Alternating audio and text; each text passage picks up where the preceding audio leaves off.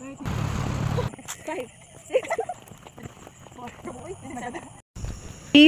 so good morning everyone sa another day para sa tuwa, para mo jogging, mo exercise, mo workout. So tanan na go! Day 4! Yes, igsuon motivated gihapon may nakaapat na mi kaadlaw. So asa pa kaana? Huy! Og ang good news igsuon, apat gihapon may wala mi nabawasan kay kaming mga inahan. Motivated jud og inspired.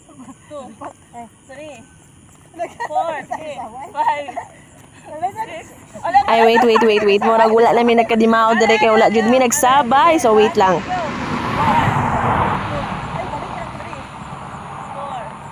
5, 30 lang.